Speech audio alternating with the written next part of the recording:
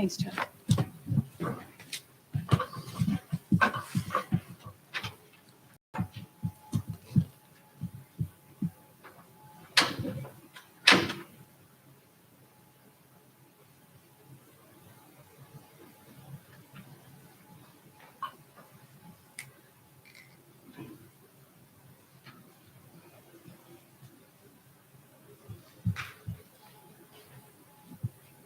Hi, welcome everyone. I'll call this meeting to order. Kindly join me in reciting the Pledge of Allegiance. I pledge allegiance to the flag of the United States of America and to the republic for which it stands, one nation, under God, indivisible, with liberty and justice for all.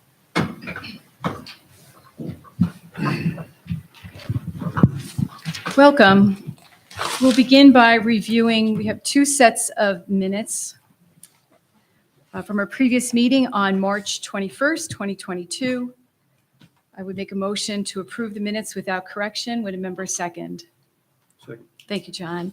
And then the second set is the special meeting that was, I'm sorry. Vote on that one. There was a motion and a second, just a quick vote too. Oh, I'm sorry. All in favor? Yeah, Thank you you. can. Aye, thank you. Thanks. And then the second set of the minutes from the Planning Board and the Zoning Board, the joint special meeting held on April 7th. I make a motion to approve those minutes without correction. Would a member second? I'll second. Thank you, John. All in favor? Aye. Aye. Thank you. Approved without amendment. We'll review tonight's agenda for the Town of Brunswick Zoning Board of Appeals regular meeting, April 18th, 2022. The first on the agenda is Wagner area variance at 66 Wayrick Road. This application is adjourned until the next meeting of the Zoning Board of Appeals due to not having a quorum at this meeting. However, we can set a date for the joint public hearing with the Planning Board. That would be May 19th, 2022.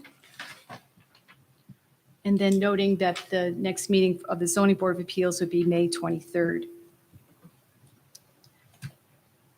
Next applicant is Saxton Sign Company. It's a sign variance, Harbor Freight Tools at 841 Hoosick Road, filed by Atlas Renewables LLC, a use variance, Shippey Lane and Brunswick Road, filed by CVE. And then I see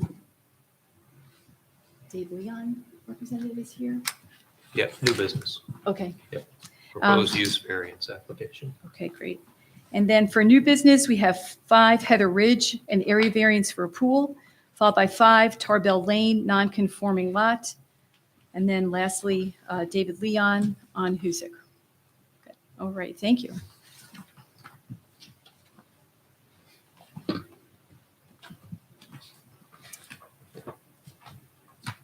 So for Saxton Sign Company, this is looking for a total of 3 proposed signs, 1 sign above the entrance, 1 sign on the side of the building, and 1 monument sign. The applicant seeks 2 variances, 1 for the total number of signs, and the second for having a sign on the side of the building. At the last meeting, we were waiting a pending letter from Rensselaer County Economic Planning and Development. So while waiting, the zoning board deliberated on the standards for the use variant, for the sign variance. We have since then received that letter from Rensselaer County. I think the minutes correctly and adequately show the deliberation that the zoning board went through. And I would take it now that we would act upon the application. So if there are no other comments from the zoning boards, No other comments? any comments from the applicant at this time? No. No. I would make a motion to approve the sign variance. I'll second it. Yeah. Before that, Yeah. it is secretable because it's a business. Did we complete the seeker review? Let's see. See Oh, the we're going to look at the minutes. minutes. I believe so. They very well may have. Yeah. Remember we went through the full questionnaire. Right. Yes, there was a night decker project. Okay, good. So I had a second. All in favor? Aye. Who seconded that? John. Yeah. Just say John and I'm right. Yeah, that's right.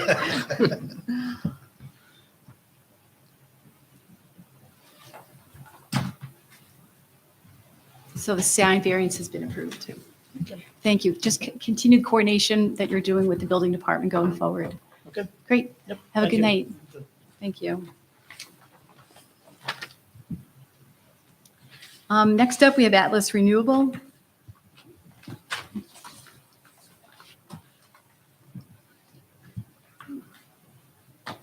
For use variances.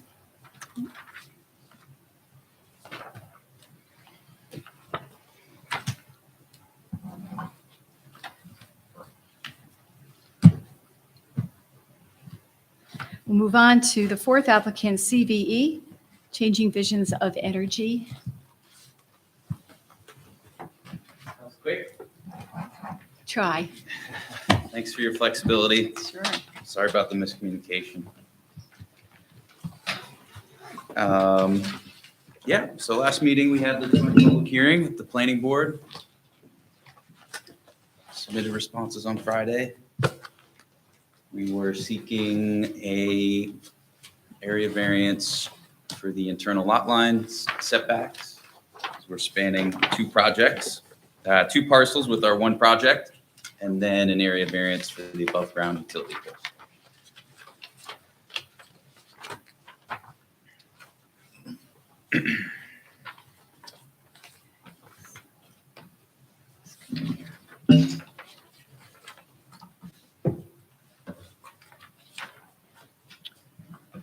So you want to touch upon some of the points that were brought up at the public hearing? Sure.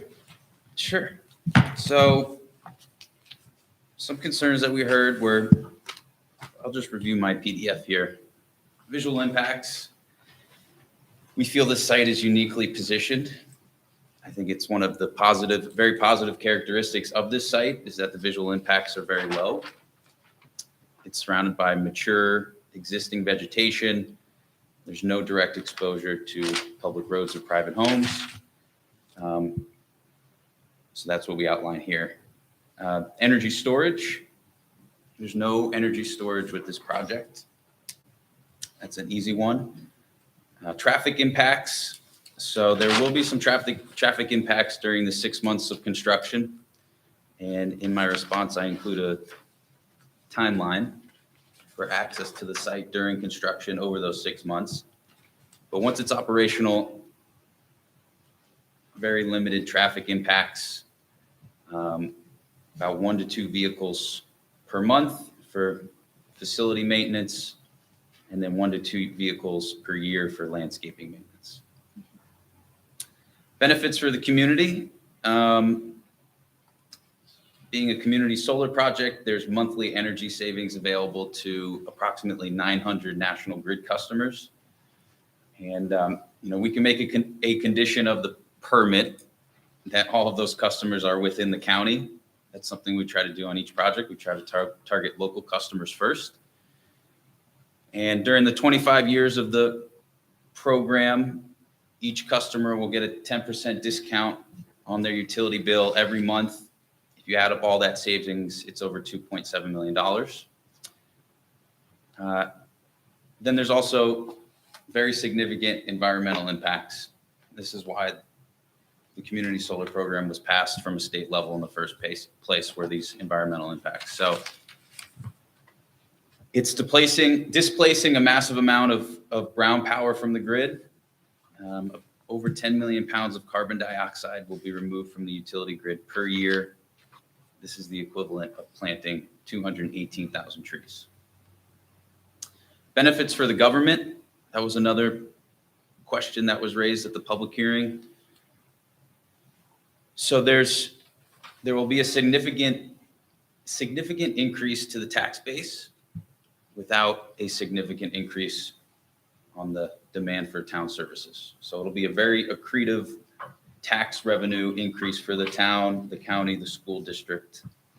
And I provide a very specific breakdown of the estimated tax benefits for the towns, the school district, and the county in my response. I provide a table with to the dollar calculations of what we expect to pay in taxes. Across town, school district, county, special districts, and an increased land tax, there'll be revenues of $657,000 during the 25-year period. Use of herbicides. So we plan to have a very limited use of herbicides, at most once or twice annually in specific areas where it's needed to control vegetation growth. This is our preference. It's easier to maintain some vegetation with herbicides, obviously. But I guess that's up to the planning board to decide whether or not they'd like to allow us to use that. So that could potentially be a condition of our special use permit, is no herbicides. But I provide our herbicide process. I provide an attached document on the email on Friday. I provide the MSDS data sheets for the chemicals we're spraying, and then a short statement that we'll spray annually as needed in specific areas, not generally. Acknowledgement of decommissioning plan. So we will submit a decommissioning plan. It will be submitted to the town in time for the upcoming May 5th planning board meeting, including a cost estimate that does not include salvage value.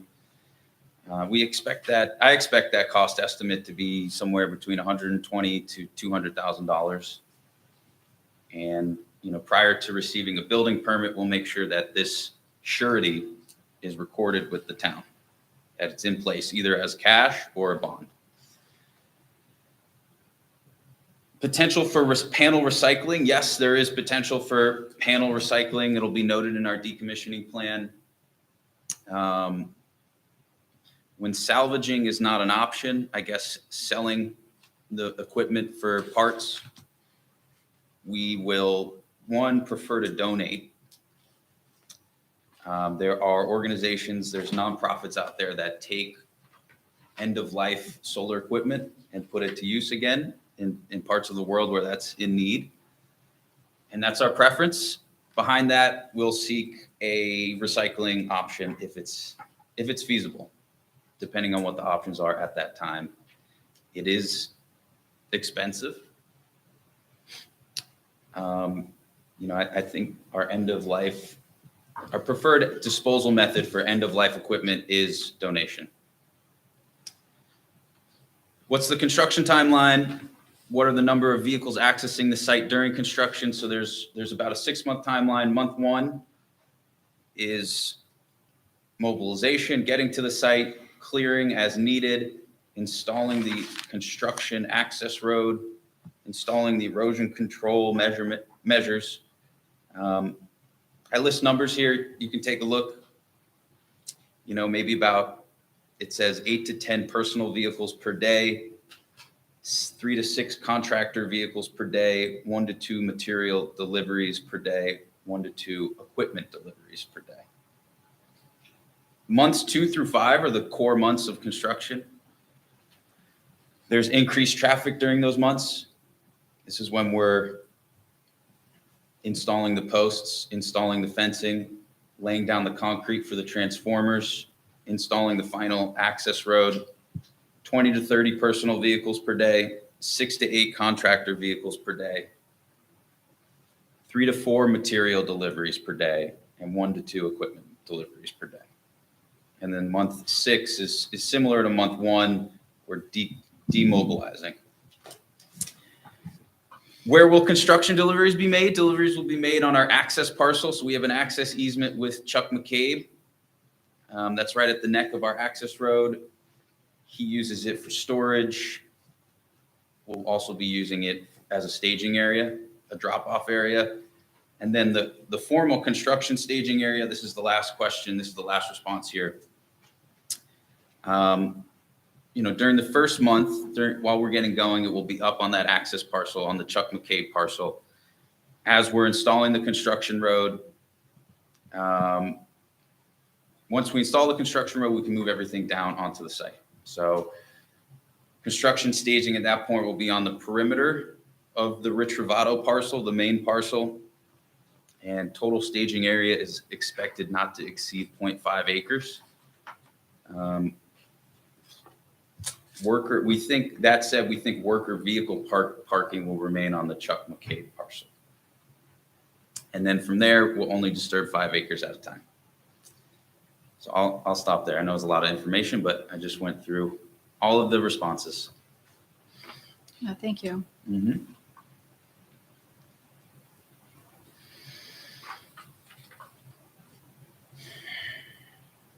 So in the past with other solar facilities, we spoke about if the facility is not active. So how much time would allow them to then declare it a non-active site? Yeah. Did you put that into your information? Not in these responses, but I think that could be included in the decommissioning plan. You know, whatever, maybe you could give us some guidance, whatever the town's comfortable with. I've seen decommissioning plans where it says if the facility's not in operation for 90 days or 6 months, we'll move to decommissioning, and that's fair.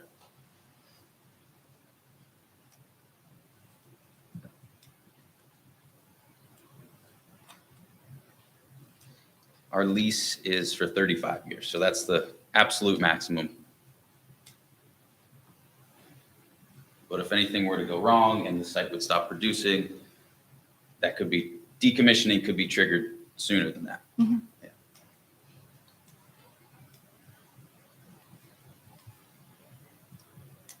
How does that work with the pilot program? So you applied to Rensselaer County for the pilot program, which you said gives 800 to 1,000 residents a discount on their utility bills. Yep. 3 years from now, if the site goes dark, how does that work for those residents that were getting those discounts? Yeah, with the community solar credits, there's no commitments for them. They can cancel monthly if they want. There's no sign-up costs, there's no termination fees. We generate electricity. National Grid gives us credits for that electricity, and then we tell National Grid where to send those credits. And then if we were to stop generating electricity in year 3, nothing bad would happen. They just stop getting credits. And how are those residents chosen? Is it something Just where it's public? marketing efforts that we make, online ads. Do you specifically reach out to the residents targeting those that are closest to the site first Usually within the county. within the county? Yeah. We make a good faith, best effort to target local customers. It's a combination of, traditional marketing methods, online ads, newsletter, mailings, email marketing. We have a brand, an associated community solar customer facing brand called Halo. It's something that CVE's done. So all the community solar credits are sold through our Halo brand. Can you sell those credits at different rates to businesses versus residents? Yeah, we have flexibility. So long as the customer's not low income, we have flexibility over our discount. Right now, the market is 10%, a 10% discount. I'm saying the site, Yeah. would it benefit more to sell to more businesses than residents? No, doesn't matter. Okay. We have a limitation where no more than 40% of the site's output can go to a single customer. So that forces you towards many smaller customers towards residential. We could have Stop and Shop take 40% of the site and then 60% would be residential, individual. And we would get the same rates, same discount, same revenue from Stop and Shop as we do the residential customers. The last question I had was about the road. I know I stuck around for the planning board meeting side of the joint meeting, and I know there was a lot of talk back and forth about the construction of the actual access road. Mm-hmm. And I know that they talked about having a certain specification met where they had stone and then put topsoil on top to make it green. Was there any more talk with the planning board about that? Because I know that it's more their pure purview, but Yeah, I have some concerns about the access up there. If there were an emergency to be able to access the site, driving on top. sure, sure. Yeah, so during construction, well, our access road is robust. It's an expensive access road, and we have the grass topsoil so that in DEC's eyes, it's considered pervious, Thank you. and it's better for stormwater management. During construction, so we have 8 inches of gravel that's placed within a geoweb, like a very dense, rigid plastic almost. And then over top the geoweb is about, I think, 4 inches of topsoil than the grass. During construction, because this site, there's some sections that are a little more damp than others, we'll have just a traditional gravel road. And that's our solution. We've spoken with Mr. Bonesteel about that. They seem comfortable with it. To be confirmed at the next planning board meeting, but that's where we stand. In the pilot information, which school district is identified? Yeah. Troy or Brittenkill? Or which one? Brittenkill or Brunswick? I have it in my notes. Let me see. My notes are right here. This is my laptop. So it is Lansingburg. Yeah, it might be far enough down, so that's Okay. in Lansingburg. Well over the hill. Yeah.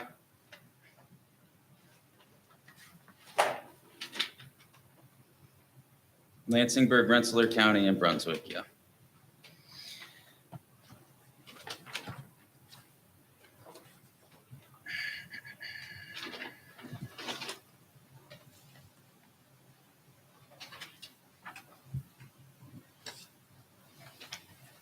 So other solar facilities have proposed and use mowing and also grazing sheep. So this is the first time we've heard of herbicides being the preferred choice to keep it down. Yeah. Have you Yeah. heard of those alternatives? Yes, I mean, we're not using herbicides Generally. generally, we're not using it to control vegetation generally across the site. We're using it in specific spots. For example, we had some trees that were taking root in Massachusetts, and we are using herbicides to stunt the growth of those trees, not necessarily grasses. So underneath the array will be pollinator-friendly vegetation, clovers and grasses that grow naturally. They're a good habitat for insects, bees, things like that. Because those will be planted, or are you just going to allow those to grow? Planted. They'll be planted. It's something we do on every site. And yeah, we are open to grazing. It's something we're implementing on a site in Massachusetts. And we can do that here. Mhm. I think the nooks and crannies of the site will still have to be mowed with equipment, but the general space can be grazed with sheep.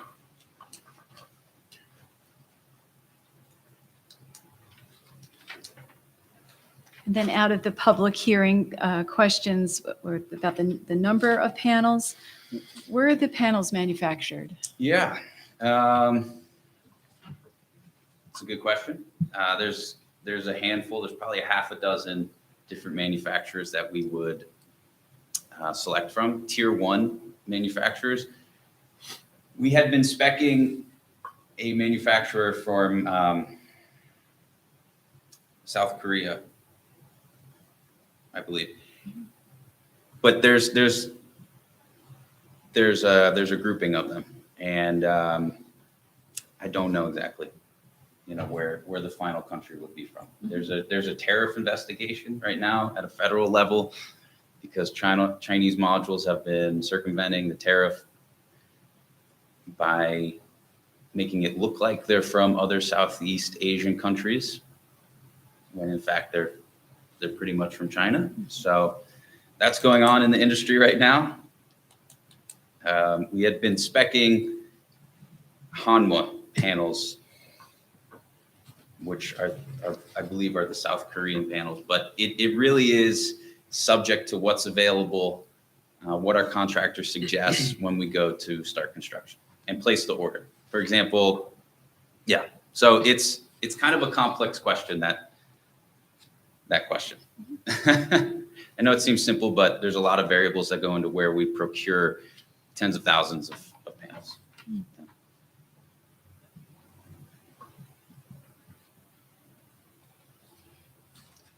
So, I got a question going back to the mowing.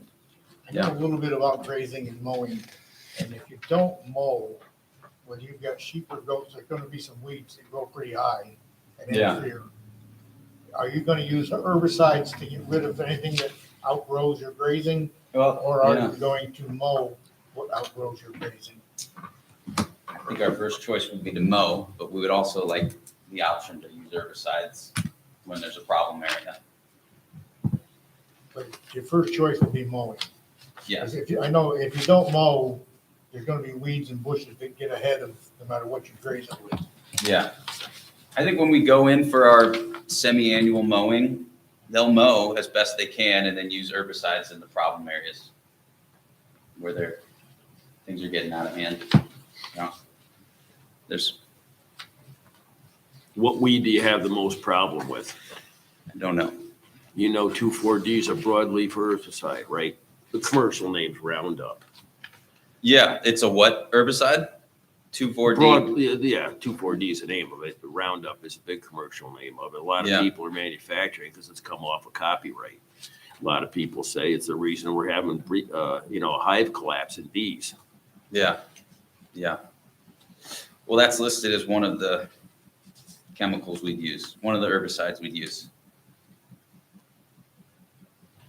And that's a good broadleaf herbicide. I mean, what you Yeah. describe, if you've got taller stuff getting out of control, you can wick it too.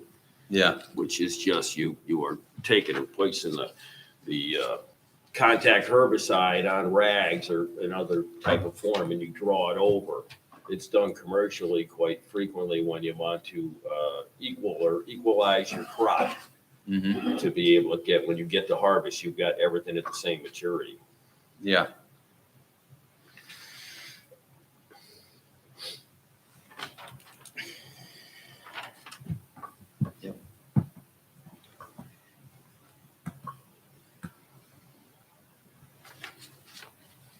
And like the board member said previously, we'd be setting a precedence allowing herbicides. That's fair. You know, we're flexible on that. We understand. There's some homes nearby. Then I know one or two Bel Air Lane has a well. Even though it's upstream of us, even though the elevation is greater than us, we don't, and it's quite far, but I can understand the concern. You wouldn't be storing it there. It would only be as you use it, it's delivered to the site, used, and then Yeah, hauled away. It's not Yes. stored on site for any reason. that's correct. No storage on site for anything.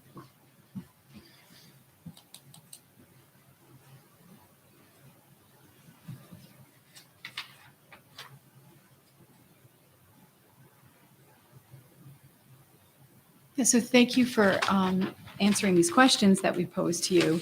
We're in receipt of your comments from the public hearing. Mhm.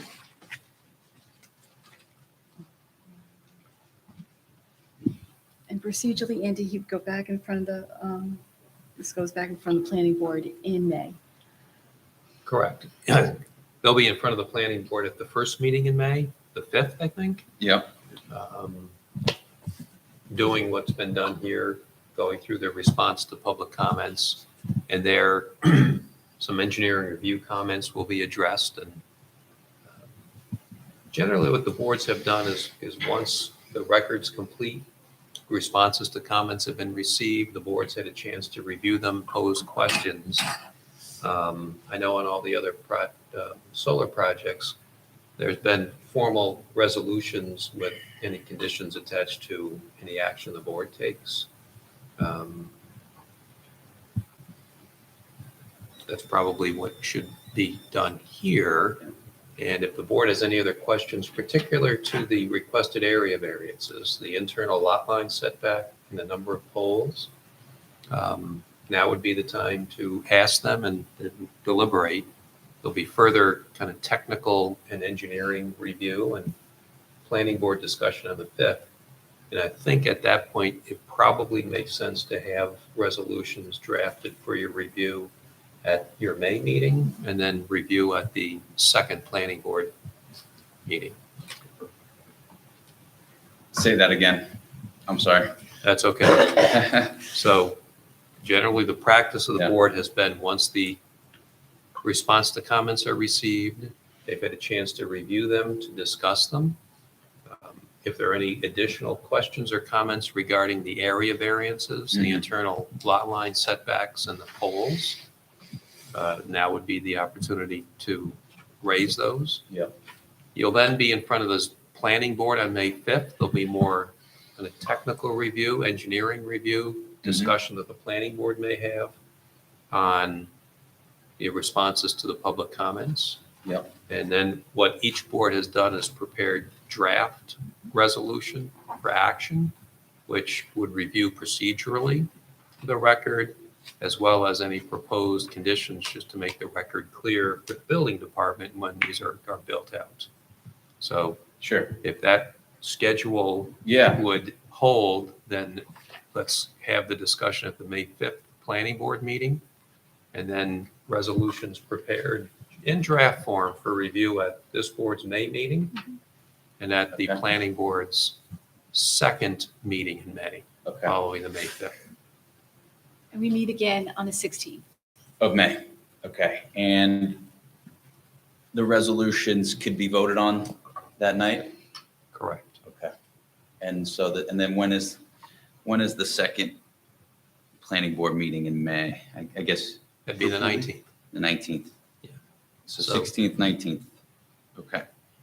If you got your 5th, calendar, 16th, that would be the 5th. You'll be in front of the planning board, and then Yeah.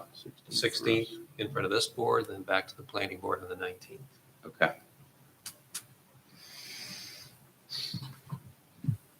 Understood. Barring any delays. Correct. Didn't throw that in there, didn't you?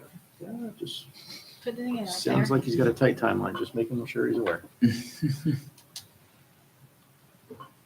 I will take that back and see the planning board on the 5th as the next step. Does this board have any further questions of the applicant I would like, pertaining to the variances? before we do anything, I want to go over those responses we just got tonight. I agree. Certainly. I emailed them all to you as well. So you have them home in electronic format and what I've copied out here. Thank you. And as this board's done in the past, at your meeting in May, if there are any changes to a proposed resolution, any additional conditions you may want to impose, that can be amended that evening and then acted upon. So will the zoning board wait for the May 5th planning board meeting to draft their resolutions? Yes. Yes. Yeah. Okay, great. Okay. Thanks for having me. Yeah, thanks for being here. See you in May. See you in May. You're going to provide the copies to the planning board, 10 copies of everything that you sent via that email. Okay. I can do that. Hard copies mailed. Please. Okay.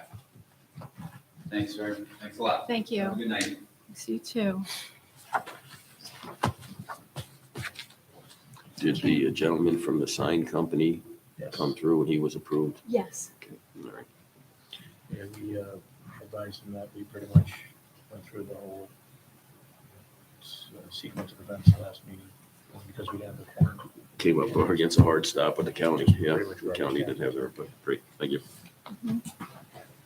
So moving on to new business, we have 5 Heather Ridge, an area variance for a pool. To come up and kindly give a brief overview of the project for the members. Good evening. no herbicides with my project. Thank you. I am seeking to reduce my side setback. I'm in the R40 zone at 5 Heather Ridge Road, residential zone. Side setbacks are set to 25 feet. I am seeking a reduction in my northern side setback of 15 feet to reduce the setback to a total of 10 feet for the installation of an in-ground pool. The reasoning for this would be the location of my septic tank, my residence, and as well as my electrical line. This portion of my property is the best placement for the pool, where we would have access to it. And I just wanted to have the increase, or I guess the decreased setback for when I'm planning to put the pool in. I've already had the company come out and just take a look at it, just so I would have some wiggle room in installing that, installing the structure. I don't believe that it should have any effect on any of my neighbors, primarily Mr. Phillips to the north of me. It is to the south and rear of his property, and there is a good amount of vegetation between the two of us. My property is actually lower in elevation than his, so if anything, the runoff would come towards me. There's going to be a small amount of excavation into the northern hill of my property to allow for the installation of the pool and any associated cement structures, meaning the decking or sidewalk around the pool or patio that we might put around it. If I remember that site from the build, remember when the place is being built, you have quite a drop off. Correct. Yeah, and that's also part of it as well. If you were to go from the northwest corner of my residence and then continue west, probably at about 40 feet, I have a pretty significant drop off in elevation, which goes down towards my leach field. We haven't been able to sled on that yet, though, so I can't tell you how fast you can go on it. But maybe next year, or maybe tomorrow. Because we'll look at it in the standards when we deliberate on this. Is there any other options on your yard to place this pool?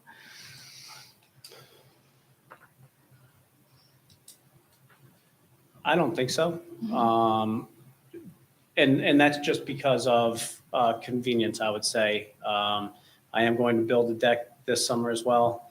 And just the topography of our lot, that is really the best setting for it.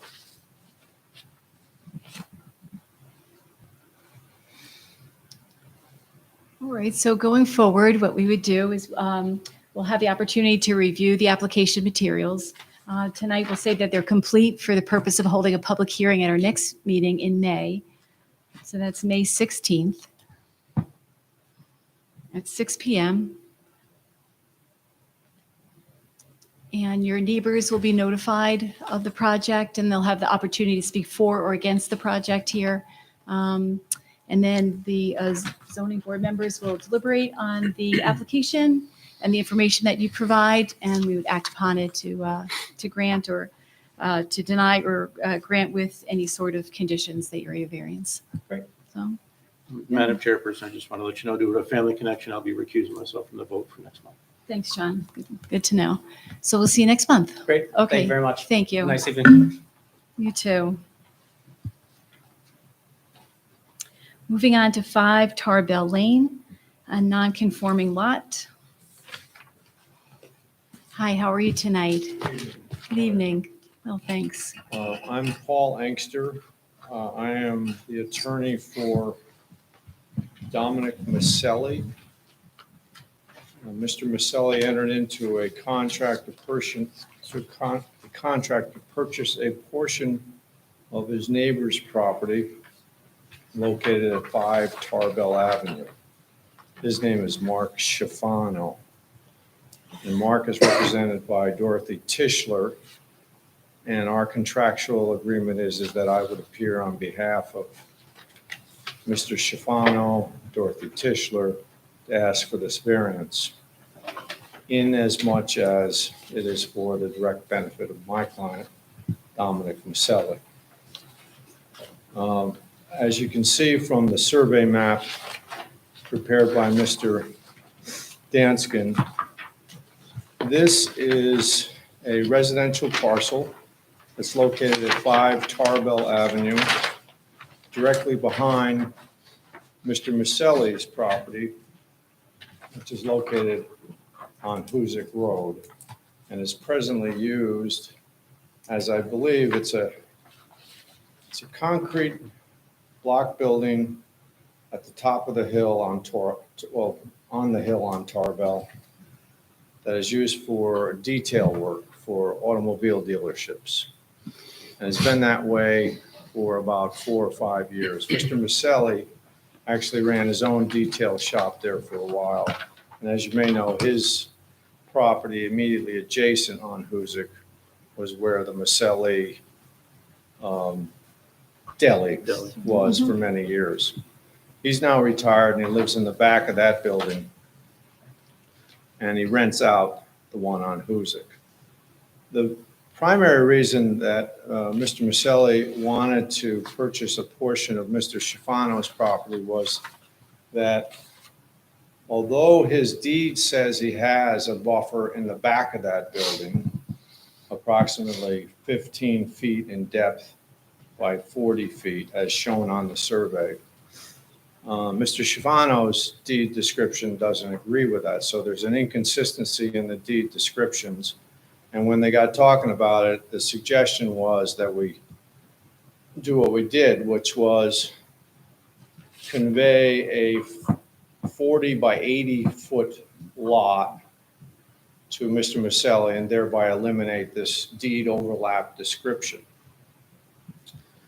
The Schifano property has always been a residential parcel. It consists of 3.5 lots that came out of the original Sickaway Terrace subdivision that was done as referenced on the survey map in September of 1908. And it's always been a residential parcel, but as I understand it, is now zoned B1 commercial. And the mandatory lot size for B1, as I understand it, is 15,000 square feet. His lot is 11,000, just slightly over 11,000 as it is presently. And if he conveys, we had started this out with asking for a waiver of subdivision before the planning board, and we were told we had to get this variance. If he conveys the approximately 2,600 square feet to Mr. Maselli, that would reduce his lot to 8,417. So as I see it, as I understand it, it's a pre-existing non-conforming lot size at 11,000. And now we're going to reduce it down to 8,400 if he is granted the variance. There is no plan to use the property for anything. It's really, frankly, not big enough to do anything. He was just trying to, we are just trying to straighten out that deed inconsistency, and Mr. Maselli wanted to get a little bit more of a buffer on his property. So it's not your normal variance request. I apologize for that. It's not in accordance with, I don't have any other details to give you other than that.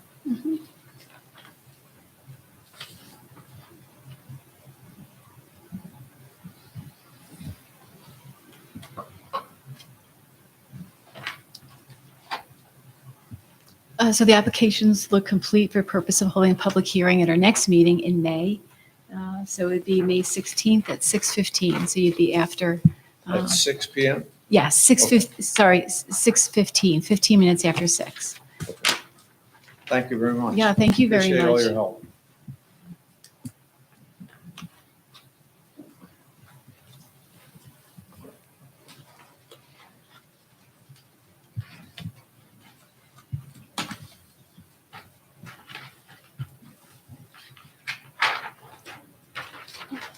Yeah, welcome.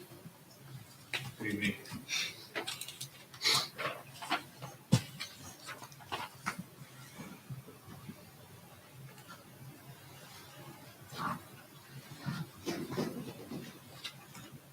Walt Littman from MJ Engineering, representing Dave Leanne at the 660 Hoosick property. We are currently in front of the planning board. We were at the April 7th meeting with various modifications to the site plan. I can go over those with you just so you know what we're looking at as a full picture.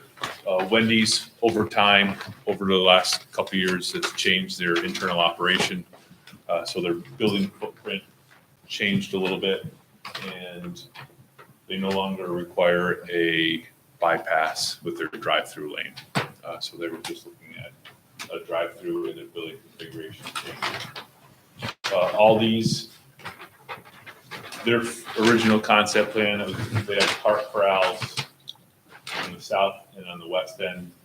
They no longer utilize the dual cart corrals that are on the south. We got rid of this and were able to tack on 4 more parking spaces in that area. Planet Fitness, parking in the back here, that was modified due to site constraints with National Grid poles. Talking with National Grid, the original plan was to have a pole here and to shift it, to relocate it. However, that would chain reaction with numerous poles. So the pole itself is fine. It's the guy wires that are an issue. And if we adjust the guy wires, it's kind of a chain reaction. So to avoid that, instead of having 90-degree parking, we were proposing angled parking, which is with one-way traffic behind Planet Fitness. And the reason why I'm here tonight is, well, I don't know the exact date, but there was a 0.1 acre parcel of land that the applicant purchased within the last year. I believe the case was the previous property owner. What we're proposing is to extend the parking lot in that area.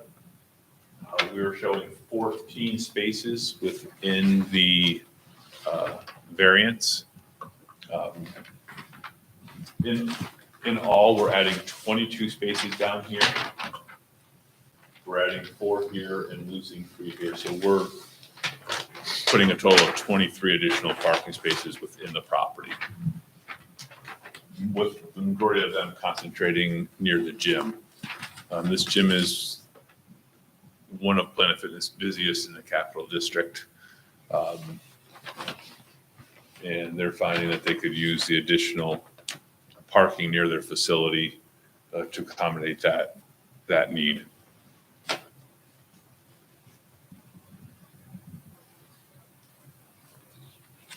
So like I said, the previous variance is this dark gray that was granted originally. I believe that was in 2021. And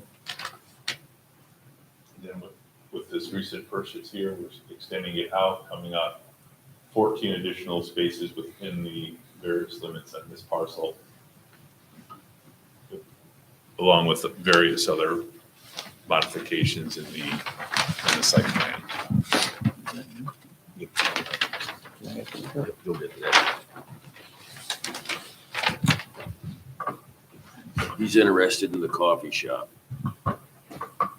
I did, Oh, I noticed, I sorry, he noticed hasn't been something that around. says drive-through on there. I never saw on there before. Sorry, yeah, And I heard a rumor about there being a drive-through coffee shop, and now I see it for the first time. yes. That is the last thing. Yes, thank you for reminding me. And the last item is a drive-through only coffee shop. Did that decision to add that have any bearing on the modification of the parking? Or? No, it didn't. They will have 2 employees, so that was adequate to accommodate those employees. The main focus of the parking is for Planet Fitness. So like I said, we were in front of the planning board on 4-7. There was some discussion on the group of items. The discussion was 4 out of the 5 items were considered modifications, and they were going to have a further discussion on the drive-through portion to see how that relates to seeker and things like that. So that was discussed at the 7th meeting. How many spots did you lose by adding that in there, do you think, for parking? We lose where? For where that drive-through coffee, So that was Losing not green space. changed. it was So just green space that was removed? correct. Yep, that was just an island previous. This parking is still in the same place, and this main drive is still in the same location.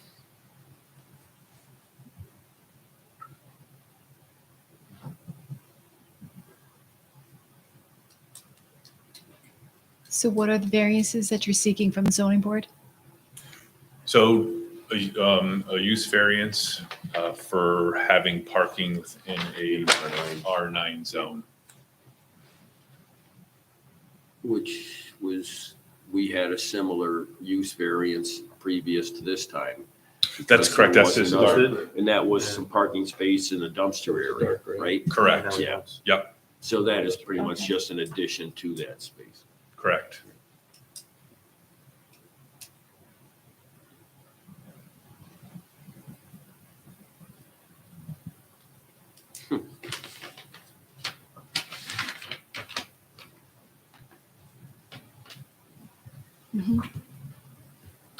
So I can report that at the planning board meeting on the 7th, there was discussion about the,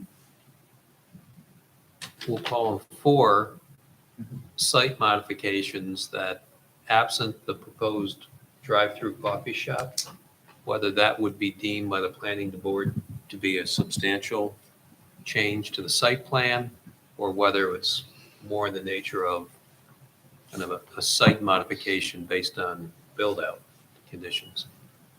But the planning board did want to have further time to review the proposed drive-through coffee and whether that necessitated any further procedure, including, you're right, seeker review, as well as the need for a public hearing. That'll be further discussed Thursday night. Yes. In front of this board is the proposed use variance.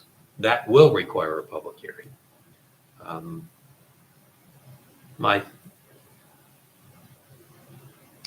It's kind of a catch-22. I'd certainly like to get the planning board's further input on whether the planning board elects to hold a further public hearing. There's no question that this board will need to hold the public hearing on the use variance. We just don't know the extent of whether the planning board will be holding a public hearing or not. I mean, you could move forward tonight based on your review of the application materials and simply schedule your public hearing for your May 16 meeting and take it along those 2 tracks. Whatever the planning board does, they can do it. And whatever this board wants to do. This will be a seekerable action. So in that regard, I would like to look at the existing seeker record. But this clearly, at least this part of it, the proposed additional parking in this request for the use variance certainly was not part of the underlying seeker record because it didn't exist then. Correct. So you will need to make a seeker determination as well as action on the proposed use variance. Having talked through it maybe a little bit more tonight, it probably does make sense for the board to consider procedure-wise, simply to move forward and act on, or at least go through the procedure on the use variance, irrespective of how the planning board treats this, and keep that part of the proposal moving in front of your board. So that's one thing to consider procedurally is your next meeting for a public hearing. That sounds right. So that would be on the 16th at 6:30? Yep.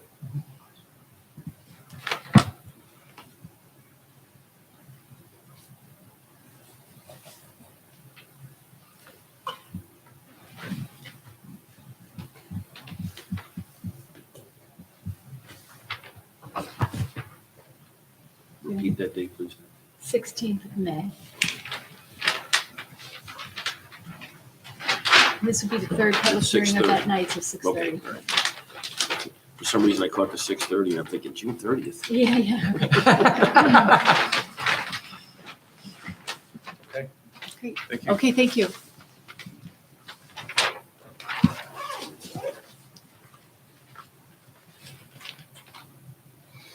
Make sure I didn't leave anything behind. You can pick it up on the tag sale on Thank you. Saturday.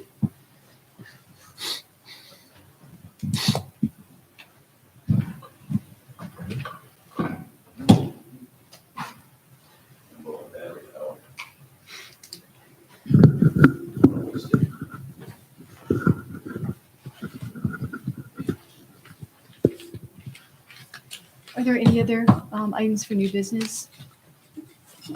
We'll make a motion to adjourn tonight's meeting with a member second. I'll second. Thank you, John. All in favor? All right. Aye.